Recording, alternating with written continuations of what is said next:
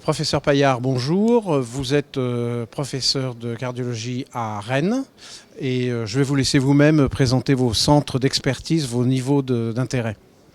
Alors effectivement, je suis cardiologue à Rennes et je m'occupe plus spécifiquement de la prévention des maladies cardiovasculaires et notamment avec un intérêt spécifique sur les facteurs nutritionnels qui étaient justement à l'honneur dans la session dont on va parler. Session qui avait un titre un peu original puisque c'était les boissons du cardiaque, je crois. On a rarement l'occasion d'aborder ce problème-là. Et comme modérateur, est-ce qu'on pourrait faire le point des take-home messages, comme on dit, que vous avez retenus et que vous voudriez faire passer ? Volontiers. Donc effectivement, il y avait, comme vous le savez, 4 présentations. La première sur les boissons énergisantes, la deuxième sur le thé et le café, la troisième sur l'alcool et la quatrième sur l'eau et le sel. Donc on va faire dans l'ordre. La boisson énergisante que consomment tous nos jeunes en abondance. Alors effectivement, ces boissons énergisantes, c'est un marché très important. Je ne sais plus les chiffres, mais enfin c'est des quantités très importantes à la fois sur le plan des volumes dispensés et des profits réalisés. Un des problèmes, c'est le contenu en caféine qui est assez élevé, puisque ça correspond par canette à 1 à 2 tasses de café, ça dépend un peu de l'intensité. Et donc souvent les jeunes peuvent en consommer au cours d'une soirée 4 ou 5, ce qui fait rapidement 8 à 10 tasses de café. Il y a en plus de la taurine, qui est également un acide aminé qui comporte un certain nombre de propriétés excitantes sur le système cardiovasculaire. Et l'un et l'autre de ces composants vont donc favoriser éventuellement de la tachycardie, des troubles du rythme chez les gens prédisposés, voire de l'hypertension artérielle. Et donc il a été rapporté en nutrivigilance un certain nombre d'accidents cardiaques, notamment des troubles du rythme, parfois fatals, qui probablement surviennent sur des terrains prédisposés, notamment des canalopathies, des QT longs, etc. Mais ça, en général, les jeunes ne le savent pas à l'avance. Et donc cette consommation importante, parfois associée à d'autres toxiques comme l'alcool, comme éventuellement d'autres stupéfiants et autres problèmes qui peuvent avoir des incidences cardiovasculaires, font que ça comporte un certain risque qui n'est quand même pas majeur chez les sujets jeunes, mais qui éventuellement mériterait une information particulière. Béotien que je suis, nutrivigilance, c'est quelque chose de structuré, parce qu'on connaît tous la pharmacovigilance, mais c'est la collection empirique de données sur la nutrition, comment c'est ? Alors effectivement, le but, c'est d'avoir une collection de données à partir de facteurs nutritionnels.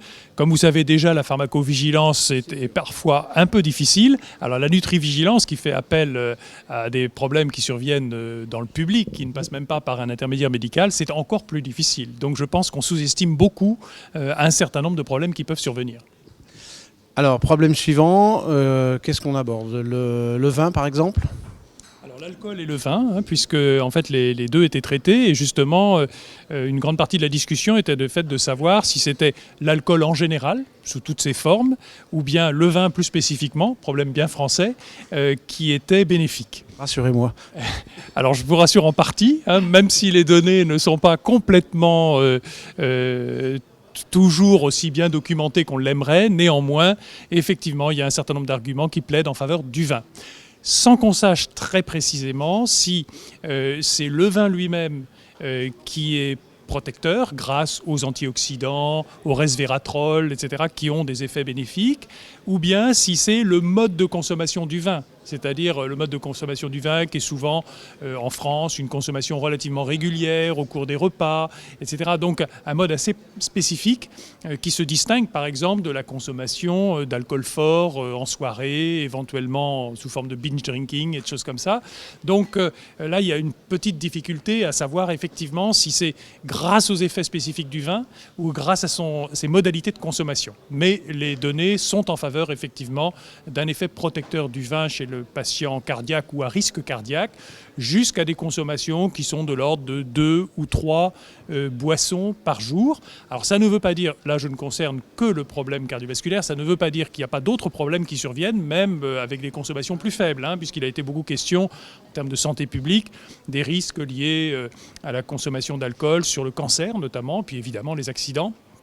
Donc, je ne parle là que des problèmes cardiovasculaires. La session n'était consacrée qu'à ça. Sur le plan cardiovasculaire, quand les cardiaques nous posent la question, il n'y a pas lieu de leur interdire la consommation de vin, notamment, quand ça reste dans des limites raisonnables, de l'ordre de Alors la recommandation de santé publique, c'est jusqu'à une boisson chez la femme et 2 boissons chez l'homme. Ce sont des consommations raisonnables qui effectivement sont sans doute non défavorables, voire peut-être légèrement bénéfiques.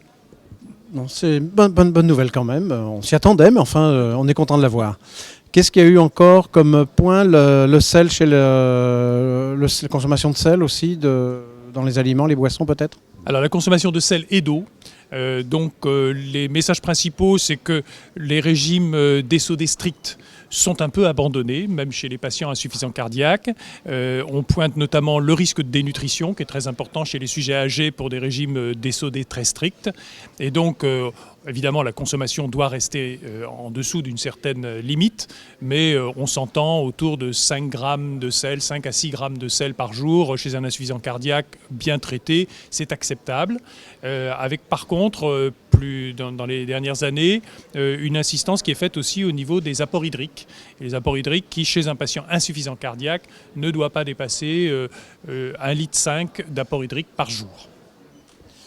Et dernier point? Le thé et le café. Le thé et le café, donc théine, caféine. Alors le thé et le café, il y a beaucoup de données épidémiologiques. Il y a un papier récent qui vient de sortir dans Circulation en 2015 qui montre pour le café, mais le thé c'est à peu près similaire, des effets bénéfiques jusqu'à des consommations de l'ordre de 3-4 tasses par jour. Et donc le papier auquel je fais allusion montre une diminution de la mortalité totale pour des consommations de l'ordre de 3 à 4 tasses par jour, de l'ordre de 10%. Donc c'est quand même très important, avec un bénéfice cardiovasculaire et un bénéfice aussi sur certaines pathologies neurologiques pour le café. Donc ce sont des bonnes nouvelles pour les consommateurs de café. En tout cas, ça laisse une possibilité de consommer cela. On discute les modalités du bénéfice et donc on pense qu'effectivement là aussi c'est grâce aux apports en antioxydants contenus à la fois dans le thé et dans le café qu'on a potentiellement ces effets bénéfiques. Donc là aussi, sauf patients qui se savent un petit peu intolérants ou qui présentent des effets indésirables lors de la consommation de ce type de boisson, mais il n'y a pas lieu de principe de contre-indiquer ou de restreindre cette consommation chez des patients à risque cardiaque ou qui ont fait des accidents cardiaques. Un panorama extrêmement intéressant qui confirme quand même globalement des choses qu'on savait déjà, mais qui nous conforte un peu dans le fait de ne pas limiter de principe nos patients pour ce genre d'apport. Et puis de lutter aussi contre des idées reçues. Il y a quand même pas mal de personnes avec des problèmes cardiaques qui pensent que le café est contre-indiqué, qui pensent que la consommation d'alcool est un facteur de risque. Ça n'est pas le cas. Le tabac l'est, pas l'alcool.